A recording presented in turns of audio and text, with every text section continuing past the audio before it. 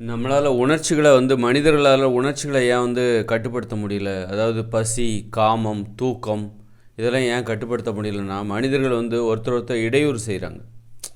இடையூறு செய்கிறனால தான் இந்த உணர்ச்சிகளை கட்டுப்படுத்த முடியாதனால தான் இடையூறு செய்கிறாங்க. மற்றவங்களை ஏன் தொந்தரவு பண்ணுறாங்க? இப்போ பார்த்திங்கன்னா, இப்போ இது எல்லாமே பார்த்திங்கன்னா திருமண உறவு, இது எல்லாமே இடையூறு தான். நம்ம இப்போ பிற உயிரினங்கள் பாருங்கள், பிறருக்கு தொந்தரவு இல்லாத ஒரு தனித்து வாழ்ந்தால் தான் நீங்கள் தனித்து வாழ்ந்தால் தான் தொந்தரவு இல்லாமல், ஆனால் கூட்டமாக வாழும், ஆனால் தனித்து வாழ்கிறது, பிறருக்கு தொந்தரவு இல்லாமல் வாழ்கிறது, எதுவும் அடிமைப்படுத்துறதில்ல, எனக்கு ஒரு உதவி செய்யின்னு கேட்குறதில்ல. இது எல்லாமே டிஸ்டர்பன் தான், இடையூறு தான். உதவிங்கிறது என்ன தெரியுமா? ஏற்றுக்கொள்ளப்பட்ட ஒரு இடையூறு. இந்த இடையூறு நமக்கு தேவை. ஒரு உதவி கேட்குறது, அப்புறம் பகிர்ந்து உண்பது, இது எல்லாமே இடையூறு தான். நம்மளால் பசியை பொறுத்துக்க முடியாது. பிற உயிரினங்கள் பசியை தாங்கிக்கும். ஆனால் எவ்வளோ பசியோடு இருந்தாலும் ஒரு 10 ஆடு, ஒரு 10 காட்டெருமை காட்டில் பசியோடு இருந்தாலும் தனக்குன்னு உணவு கிடக்கும்போது இன்னொரு காட்டெருமைக்கு கொண்டு கொடுக்கறதில்ல. ஒரு காட்டில் வாழ்கிற ஒரு மாடு தனக்குன்னு பசியோடு 10 மாடு பசியோடு இருந்தாலும் அது தன்னை போல் தானே மற்ற மாடும் அப்படின்னு சொல்லிட்டு தனக்கு உணவு கிடைக்கும்போது அது மற்ற மாட்டுக்கு போய் கொடுக்கறதில்ல, இந்த நீயும் சாப்பிடுன்னு கொடுக்கறதில்ல. அப்போ பிற உயிரினங்கள் கூட்டமாக வாழ்கிறது, ஆனால் தனித்து வாழ்கிறது. நாம் ஏன் பிறருக்கு பகிர்ந்து கொடுக்குறோம்? இப்போ நம்ம கையில் உணவு கிடைக்கிது, அதை மற்றவங்களுக்கு ஏன் கொடுக்குறோம் அப்படின்னா, நம்மளால் பசி தாங்க முடியாது, நம்மளை போல் தான் மற்றவங்களும் அப்படின்னு நம்ம நினைக்கிறோம். நமக்கும் பசியாக இருக்கும்போது மற்றவங்க நமக்கு தரணும்னு நம்ம நினைக்கிறோம். கொடுத்தா தான் தருவாங்க அப்படிங்கிறதுக்காக நாம் என்ன பண்ணுறோம்? பிறருக்கு கொடுக்குறோம். அப்போ கொடுக்குறதுனால பிறர் தரவும் செய்கிறாங்க. இப்போ இப்படியே ஒவ்வொருத்தரும் இந்த பசியிலேருந்து நாம் தப்பிக்கிறதுக்கு நம்மளால் மட்டுமே முடியாது. எனது பசியை போக்கிக் கொள்வதற்கு நான் மட்டுமே முயற்சி பண்ணால் முடியாது. அப்போ எனக்கு பிறருடைய உதவியும் தேவை. அவங்களுக்கு உணவு கிடைக்கும்போது எனக்கு கொடுக்கணும், அது மாதிரி எனக்கு கிடைக்கும்போது நான் அவங்களுக்கு கொடுப்பேன். ஏன்னா அவங்களாலையும் அப்போது இந்த மாதிரி பகிர்ந்து உண்பது என்பது பிறருடைய உதவி. இந்த மாதிரி உதவி இருக்குல்ல, இது இயற்கையானது கிடையாது. நம்ம பிறருக்கு பகிர்ந்து கொடுக்கறது இதெல்லாம் இயற்கையானது கிடையாது, செயற்கையானது. ஏன் பகிர்ந்து கொடுக்குறாங்க? பசியை தாங்கிக்க முடியல. அப்போ பிறரை உதவி இந்த பகிர்ந்து உண்பது என்பது ஒரு உதவி தான், ஆனால் அது ஒரு இடையூறு, ஏற்றுக்கொள்ளப்பட்ட இடையூறு. உதவின்னா முதல்ல என்னன்னு தெரிஞ்சுக்கணும். ஏற்றுக்கொள்ளப்பட்ட இடையூறு நம்ம ஏற்றுக்கிட்டோம், இந்த இடையூறை ஏற்றுக்கிட்டோம், பரவாயில்ல.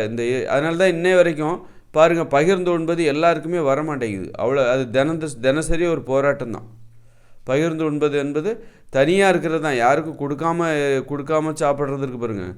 பிற உயிரினங்கள் எப்படி ஒரு ஆடோ மாடோ ஒரு நாயோ சரி பிறருக்கு கொடுப்பதில்லை, ஆனால் கூட்டமாக நின்று சாப்பிடுமே தவிர பிறர் சாப்பிடட்டும்னு நினைக்கலாம், ஆனால் கொடுக்கறதில்ல.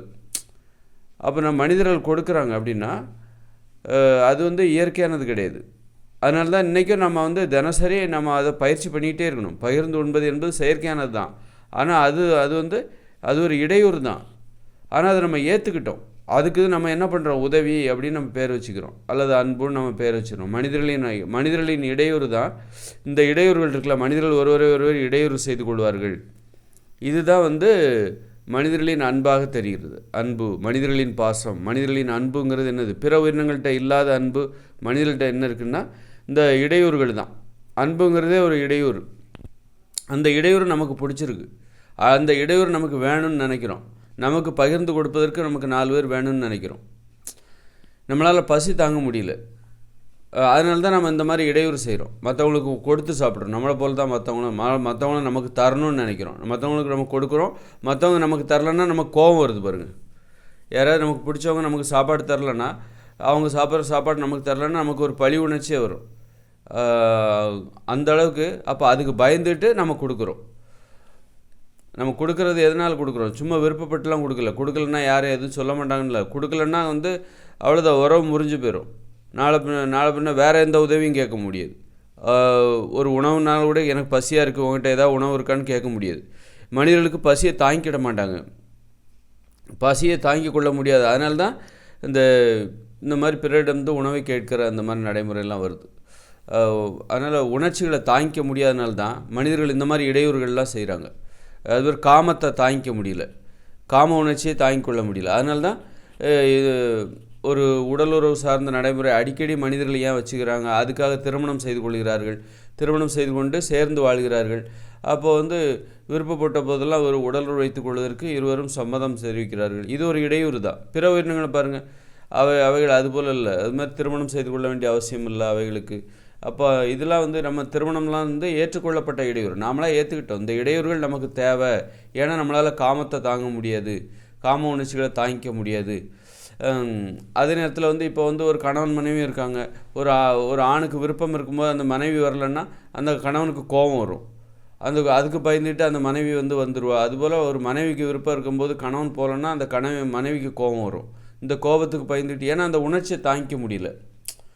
ஏன் மனிதர்களால் அந்த உணர்ச்சிகளை தாங்கிக்க முடியல? பசியை தாங்கிக்க முடியல, காமத்தை தாங்கிக்க முடியல. ஏன் தாங்கிக்க முடியல? அதுமாதிரி தூக்கத்தை தாங்கிக்க முடியல. தூக்கம் எப்படி தூங்குறாங்க பாருங்க மனுஷங்க. வேறு எந்த உயிரினமும் இப்படி தூங்குறது இல்லை. ஒரு பறவை மரத்துலேயே உட்காந்து தூங்குது. மழைனாலும் சரி வெயில்னாலும் சரி எப்படி நிம்மதியாக தூங்கும்? நம்மளை போலெல்லாம் தூங்காது. ஆழ்ந்து கொரட்டை விட்டுலாம் தூங்கும் நமக்கு. அப்போ இதெல்லாம் இந்த மாதிரியான நிலைமைக்கு என்ன காரணம்? பசியை தாங்கிக்க முடியல, காமத்தை தாங்கிக்க முடியல. பிறர் உணவு கொடுக்கலன்னாக்கா தெரிஞ்சவங்க நம்ம பக்கத்தில் இருக்கவங்க நமக்கு உணவு கொடுக்கலன்னா அவங்க மேலே நமக்கு கோபம் வருது. அவங்களுக்கும் நாம் கொடுக்கலன்னா அவங்களுக்கு நம்ம மேலே கோபம் வருது. அப்புறம் காமத்துக்கும் சரி, உடலுறவு விருப்பப்பட்டிருப்ப வரலன்னா ஒரு ஆணுக்கு பெண் மீதும் பெண்ணுக்கு ஆண் மீதும் ஏன் கோபம் வருது? அதுக்கு பயந்துகிட்டே ரெண்டு பேரும் அவங்களுக்கு மற்றவங்க விருப்பத்துக்காகவும் உடலுறவு வச்சுப்பாங்க, தனது விருப்பத்துக்காகவும் வச்சுப்பாங்க. அப்போது ஒருவர் ஒரு இடையூறு செய்கிற இந்த வழக்கம் இருக்குல்ல, இது ஒரு ஏற்றுக்கொள்ளப்பட்ட இடையூறு தான். இது இடையூறு தான், ஆனால் ஏற்றுக்கொள்ளப்பட்டது. இது மனிதர்களுக்கு இதுதான் மனிதர்கள் அப்படின்னா இதனால் வருது? இந்த இடையூறுகள்லாம் எதனால் வருது அப்படின்னா, ஏன் மனிதர்களால் காமத்தை தாங்கிக்க முடியல, பசியை ஏன் தாங்கிக்க முடியல அப்படின்னா, மனிதர்கள் மனம் எனும் நோயால் பாதிக்கப்பட்டவர்கள். பிற உயிர்களுக்கு மனம்ங்கிற நோய் இல்லை. ஆனால் மனம்ங்கிற நோய் பாதிக்கப்பட்ட நிறைய உயிரினங்கள் இங்கே இருக்குது. குரங்குகளில் நிறைய இருக்கலாம். நாய்களுக்கு கனவுகள் வரும் அப்படின்னு சொல்கிறாங்க. அது தூக்கத்தில் வித்தியாசமான அசைவுகள், அப்போ ஏதோ கனவு வருது அதுக்கு அப்படின்னு தான் அதுக்கு அர்த்தம். இப்போ நாய்களுக்கு மனம்ங்கிற நோய் ஏற்பட்டிருக்கலாம். மனம்ங்கிற நோய் மனிதர்களுக்கு குரங்குகளுக்கு மட்டும்தான் ஏற்படுங்கிறது கிடையாது, யாருக்கு வேணாலும் ஏற்படலாம். அப்போது மனம்ங்கிற நோய் ஏற்பட்ட எல்லாமே நம்ம அவைகளை நம்ம மனித உயிராக தான் நம்ம பார்க்கணும். மனித உயிர்னால் அது மனிதர்கள் அப்படி நம்ம மட்டும் கிடையாது. மனம்ங்கிற நோய் யாருக்கெல்லாம் எந்த உயிர்ந்து, ஒரு புலிக்கு கூட மனம்ங்கிற நோய் ஏற்பட்டுச்சுன்னா அப்போ அதுவும் அது மனித நிலையில் உள்ளது என்று தான் நம்ம சொல்ல வேண்டும். நம்ம அதை பற்றி நம்ம வேறு வீடியோவில் பார்ப்போம். அப்போ ஏன் மனிதர்களுக்கு இந்த உணர்ச்சிகளை தாங்கிக்க முடியல, பசியை தாங்கிக்க முடியல, அப்புறம் காமத்தை ஏன் தாங்கிக் கொள்ள முடியவில்லை அப்படின்னு பார்த்தா, அது காரணம் காமத்தை தாங்கிக்க முடியல. அப்படிலாம் பார்த்தாக்கா தூக்கத்தை தாங்கிக்க முடியல. இந்த மாதிரி இதுக்கெல்லாம் என்ன காரணம்? மனம்ங்கிற நோயால் மனிதர்கள் பாதிக்கப்பட்டிருக்காங்க. அதனால தான் நிறைய உணர்ச்சிகளை தாங்கிக்க முடியல. இப்போ பசியை தாங்கிக்க முடியலன்னு சொன்னோமா, அப்புறம் இந்த குளிர் வெயில் இயற்கையை தாங்கிக்க முடியல, திறந்த வெளியில் இருக்க முடியல. ஒரு ஆடு மாடு திறந்த வெளியில் தூங்கிடும், ஆனால் நம்மளால் தூங்க முடியாது. அதுக்கு காரணம் நம்ம மனம்ங்கிற நோய் நமக்கு பாதிக்கப்பட்டிருக்கு. மனம்ங்கிற நோயால் நம்ம பாதிக்கப்பட்டதுனால தான் இந்த உணர்ச்சிகளை தாங்கிக்க முடியல. அந்த உணர்ச்சிகளை தாங்கிக்க முடியாதனால்தான் அதை அடைவதற்காக நம்ம என்ன பண்ணுறோம்? பிறரை இடையூறு செய்கிறோம். பசியை தாங்கிக்க முடியாதனால பிறரிடமிருந்து நம்ம உணவை எதிர்பார்க்குறோம். அவங்க கொடுக்கலன்னா அவங்க மேலே கோவப்படுறோம். அது மாதிரி அவங்களும் அப்படி தான், நாம் கொடுக்கலன்னா அவங்க கோவப்படுவாங்கன்னு நாம் அவங்களுக்கு கொடுக்குறோம். இந்த மனம்ங்கிற நோய் ஒரு தனித்து வாழ்கிற திறனை மனிதர்களுக்கு இல்லாமல் செய்துவிட்டது. அதிகப்படியான பயத்தை தந்து விடுகிறது. உணர்ச்சிகளை தாங்கிக்க முடியல, வெயிலை தாங்கிக்க முடியல, இயற்கையை தாங்கிக்க முடியல, குளிரை தாங்கிக்க முடியல, பசியை தாங்கிக்க முடியல, காமத்தை தாங்கிக்க முடியல. இப்படி பரிதாபத்திற்குரிய ஒரு உயிரினமாக மனிதர்கள் மாறிவிட்டார்கள். இப்போ தினமும் நம்ம குளிக்க வேண்டியிருக்கு, பல்லு துலக்க வேண்டியிருக்கு, போனால் குண்டி கழுவ வேண்டியிருக்கு. இது பிற உயிரினங்கள் எதுவுமே பண்ணாது. ஏன் நம்ம இதெல்லாம் பண்ணால் தான் நம்ம உயிர் வாழ முடியும். பிற உயிரினங்கள் குளிக்காமலே உயிர் வாழ்ந்துடும். சும்மா நினச்சிட்டு தான் வரும். போய் ஏதாவது தண்ணீர் தான் நினச்சிக்கும், அது எப்போது ஒரு வாட்டி. இல்லைன்னா எந்த ஒரு மாடோ ஆடோ விரும்பி போய் குளிக்கிறதில்ல. ஒரு நாய் விரும்பி போய் குளிக்கிறதில்ல. அது மழை பெஞ்சால் அது உடம்பு நனைஞ்சிருது. அதிலே அது உடம்புக்கு தேவையான குளிர்த்தல் என்பது என்னது? குளிர்ச்சி தானே, உடம்பை குளிர்வித்தல் தானே. அப்படி இருக்கும்போது இயற்கையோடு இணைஞ்சு வாழ்கிற இந்த ஆடு மாடுகள் இது எப்போ தனது உடலை குளிர்விக்கிறது? விரும்பி போய் ஒரு குளத்தில் குளிக்கிறதில்ல. அது இப்போ மழை பெய்யும் போது, பனி பெய்யும் போது, இரவு நேரத்தில் தனது உடல் குளிர்ச்சி அடைந்து விடுகிறது. அதனால் அது குளிக்கணுங்கிற அவசியம் இல்லைங்கிறது.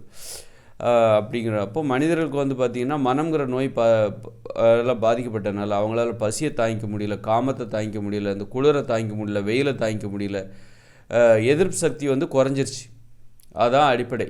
இந்த எதிர்ப்பு சக்தி இருக்குல்ல, காமத்துக்கு எதிரான ஒரு சக்தி இருக்குல்ல, ஒரு காமத்தை தாங்கிக் கொள்கிற திறன் வந்து மனிதர்களுக்கு ரொம்பவும் குறைஞ்சிருச்சு. அதுக்கு அடிமையாகிடுறாங்க. ஒருத்தர் காம உணர்ச்சிக்கு அடிமையாகிறாங்கன்னா என்ன அர்த்தம்? அவங்களால அதை தாங்கிக்க முடியல. அப்போ தான் பாலியல் பலாத்காரத்துக்கெல்லாம் போகிறாங்க. வன்முறை, கற்பழிப்பு, அது போன்ற விபச்சாரம், அது மாதிரியான நடைமுறைகளுக்கு போகிறாங்க. அது மாதிரி பசியை தாங்கிக்க முடியல. அதுக்காக திருடுறாங்க பாருங்கள். திருடுறது, பிச்சை எடுக்கிறது, இதெல்லாம் பசியை தாங்கிக்க முடியல, உணர்ச்சிகளை தாங்கிக்க முடியல. இந்த மாதிரி மனிதர்கள் இதுக்கெல்லாம் என்ன காரணம்னா, மனிதர்கள் மனம் என்கிற நோயால் பாதிக்கப்பட்டிருக்காங்க. அதனால் மனிதர்களுக்கு அந்த எதிர்ப்பு சக்தி குறைவு. வெயிலை தாங்கிக்க முடியாது, குளிரை தாங்கிக்க முடியாது. இந்த மாதிரி காமம், பசி, தூக்கம் இதெல்லாம் தாங்கிக்க முடியாது. தூக்கம் வந்துருச்சுன்னா அவ்வளோதான், சரிஞ்சிருவாங்க. தூங்காமல் அவங்களால இருக்கவே முடியாது. தன்னை மீறி அந்த தூக்கம் மனிதர்களை படுக்க வச்சிரும். ஆனால் பிற உயிரினங்களுக்கு தூக்கத்தை தாங்கிக்கிற திறனும் இருக்குது. இப்போ நம்ம எவ்வளோ தான் மழை பெய்யுது, நம்ம வந்து நமக்கு அடக்கமாக, வெளியில் மழை பெஞ்சாலும் அடக்கமாக உள்ள நம்ம தூங்கியே ஆகணும். அந்த மாதிரி திறன். பிற உயிரினங்கள் பாருங்கள், கொசுக்கடியிலையும் திறந்த வழியிலையும் படுத்து கிடக்குது. எப்போவும் அலர்ட்டாக இருக்கணும். அவைகளுக்கு ஏகப்பட்ட ஆபத்து இருக்குது. ஒரு காட்டில் வாழ்கிற ஒரு மிருகம் வந்து மனிதர்கள் போல் அசந்து தூங்க முடியாது. சிங்கம், புலி, சிறுத்தைகள், வேட்டை மிருகங்களோட அச்சுறுத்தல் இருக்கும், பாம்புகளோட அச்சுறுத்தல் இருக்கும், முதலைகளோட அச்சுறுத்தல் இருக்கும், கொசுக்கடி, இப்படி மழை பெய்யும். இப்போ எல்லாத்தையும் தாங்கிட்டு திறந்த வெளியில் அவைகளால் இருக்க முடியுது. ஆனால் மனிதர்களால் இருக்க முடியாது. திறந்த வெளியில் இருந்தாங்கன்னா மனிதர்கள் செத்து போயிடுவாங்க. அவங்களுக்கு வந்து இந்த இயற்கையை எதிர்கொள்கிற திறன், இந்த மாதிரி காமம், பசி, குளிர், வெயில், இந்த மாதிரி இயற்கையை எதிர்கொள்கிற திறன் பிற உயிரினங்களுக்கு போல இல்லை. காரணம், மனம் என்கிற நோயால் அவங்க பாதிக்கப்பட்டிருக்காங்க. அதனால் பிறரை இடையூறு செய்கிறாங்க. எனக்கு நீ உதவி செய். பிறருடைய உதவி மனிதர்களுக்கு தேவைப்படுது. மனிதர்களின் உதவி மனிதர்களுக்கு அதனால தான் தேவைப்படுது. பிற உயிரினங்கள் தனித்து இருக்கிறது. பிற உயிரினங்கள் வந்து தனித்து பிறருடைய உதவி இல்லாமல் அவைகளால் வாழ முடிகிறது. அந்த அளவுக்கு அதுக்கு எதிர்ப்பு சக்தி. தன்னை மட்டுமே நம்பி பிறருடைய உதவி எனக்கு தேவையில்லை. அதே நேரத்தில் பிற உயிரினங்களுக்கும் பிறருடைய உதவி தேவைப்படுது. மாடுகள்லாம் கூட்டமாக வாழுது. அப்போ மாடுகளின் உதவி அது அந்த அளவுக்கு தான். மாடுகள் கூட்டமாக வாழுது. ஒவ்வொரு உயிரினமும் கூட்டமாக வாழ்ந்துட்டுருக்கும். சிங்கமாக கூட்டமாக இருக்கும், புலி கொஞ்சம் தனியாக சுற்றிக்கிட்டு இருக்கும். பெரும்பாலான உயிரினங்கள் காட்டெருமையாக அது கூட்டமாக இருக்கும். அந்த மாதிரி ஒவ்வொரு மான்களாக அதுவும் கூட்டமாக இருக்கும். இந்த மாதிரி பார்த்திங்கன்னா கூட்டமாக இருக்கிறது தான் அவைகள் ஒருவருக்கொருவர் செய்து கொள்கிற உதவியை தவிர, மற்றபடி எனக்கு கிடைச்ச உணவை நீ சாப்பிடு அப்படின்னு கொடுக்கறது இல்லை. எனக்கு காம உணர்ச்சி வந்து எனக்கு உடல் வச்சுக்கணும் அப்படின்னு தினமும் அடுத்தவங்க விருப்பத்துக்காக ஒருத்தர் தனக்கு விருப்பம் இல்லைனாலும், ஒரு கணவன் தனக்கு விருப்பம் இல்லைனாலும் மனைவி விருப்பத்துக்காக உடல் வச்சுப்பான். அதுவும் மனைவி தனக்கு விருப்பம் இல்லைனாலும் கணவன் விருப்பத்துக்காக உடல் வச்சுப்பான். ஆனால் ஒரு நாய் வந்து தனக்கு விருப்பம் இல்லாமல் இன்னொரு நாயோட விருப்பத்துக்காக உடல் வச்சுக்குமான்னா அந்த வாய்ப்பு ரொம்ப குறைவு தாங்க. தனக்கு தேவைன்னா மட்டும்தான், இனப்பெருக்கத்துக்காக மட்டும்தான் அந்த உயிரினம் போய் நிற்கும். அது மாதிரி அந்த பிற உயிரினங்கள் வந்து பிறரை இடையூறு செய்யாமல் தனது விருப்பத்திற்காக மட்டுமே வாழக்கூடியவை. காரணம், அவைகளுக்கு மனம்ங்கிற நோய் இல்லை. மனிதர்கள் மனம்ங்கிற நோயால் பாதிக்கப்பட்டனால நம்ம வந்து பலவீனமானவர்களாக ஆகிட்டோம். அந்த இயற்கை இந்த உணர்ச்சிகளை தாங்கி கொள்கிற திறன் நமக்கு இல்லை, குறைஞ்சிருச்சு. அந்த திறன் நமக்கு இல்லாமல் போயிடுச்சு. அதனால் அந்த உணர்ச்சிகளை தாங்கிக்க முடியல. அதனால் பிறரை நாம் இடையூறு செய்கிறோம். பசியை தாங்கிக்க முடியாதனால பிறரை இடையூறு செய்கிறோம். காமத்தை தாங்கிக் கொள்ள முடியாதனால பிறரை இடையூறு செய்கிறோம். அது மாதிரி தூக்கத்தை தாங்கிக்க முடியாதனால நம்ம பிறரை இடையூறு செய்கிறோமோ. ரொம்ப அதுக்குன்னு ஒரு அமைப்பு எல்லாம் வச்சு பத்திரமா எந்தவித இடையூறும், தூங்கும்போது எனக்கு எந்தவித இடையூறும் இல்லாமங்கிறோம். அதான் வந்து பிறரை தூங்கும்போது எனக்கு எந்தவித இடையூறும் இருக்கக்கூடாது. எந்த உயிரினங்களும் என்னை வந்து அச்சுறுத்தக்கூடாது. நான் நிம்மதியாக தூங்கணும். ஒரு சிங்கம், புலி எதுவும் வரக்கூடாது. அப்போ நம்ம என்ன பண்ணுறோம், அதை வந்து போட்டு தள்ளி ஒரு பாதுகாப்பான சூழ்நிலையை உருவாக்கி நான் தூங்கும்போது எந்த டிஸ்டர்பும் எனக்கு இருக்கக்கூடாது அப்படின்னு நம்ம விருப்பப்பட்ட மாதிரி பிடிவாதம். அதுதான் மனிதர்களுடைய இந்த பிடிவாதம் அதிகமாகிடுச்சு. அதாவது நான் விருப்பப்பட்ட மாதிரி மற்றவங்க எனக்கு இருக்கணும், மற்றவங்க எனக்காக இருக்கணும், அது மாதிரி நானும் மற்றவங்களுக்காக இருப்பேன். அதுதான் மனிதர்களே அன்பாக பாசமாக இருக்கிறது. அது அன்பு பாசம்னு நம்ம சொல்லிடுறோம். மற்றவங்கள நம்ம இடையூறு செய்கிற மாதிரி தான் நமது விருப்பத்திற்காக நம்ம மற்றவங்கள இடையூறு செய்கிறோம். அந்த மாதிரியான ஒரு மனப்பான்மை தான் காரணம். அதனால் மனம்ங்கிற நோயால் பாதிக்கப்பட்டவர்கள் மனிதர்கள் என்பதை நாம் புரிந்து கொண்டு, நம்மலாம் நோயாளிகள் என்பதையும் புரிந்து கொண்டு, ஏன் இந்த மாதிரி மனிதர்களால் ஏன் டெய்லி அவங்க குளிக்கலாம், பல்லு துலக்கினா வாய் நாறுது, இதெல்லாம் அந்தளவுக்கு எதிர்ப்பு சக்தி இல்லாமல் போச்சு. இது பல்லே துலக்கலை, குளிக்கவே இல்லை அப்படின்னா நம்ம குளிக்கவே இல்லை, பிற உயிரினங்களை போல் நம்ம தனியாக வாழ்கிறோம் அப்படின்னு சொல்லுங்க, கடைசியில் மனித இனமே இறந்து போயிடும். அப்போ நாம் வந்து உயிர் வாழணும் அப்படின்னா பிறருடைய உதவி நமக்கு தேவையாக இருக்குது. அந்தளவுக்கு ஒரு பரிதாபத்திற்குரிய ஒரு உயிரினமாக நாம் இருக்கிறோம். பிறரை நம்ம இடையூறு செய்தால் தான் நம்ம வந்து பாதுகாப்பாக வாழ முடியும், மகிழ்ச்சியாக வாழ முடியும் அப்படின்னு சொல்லிட்டு.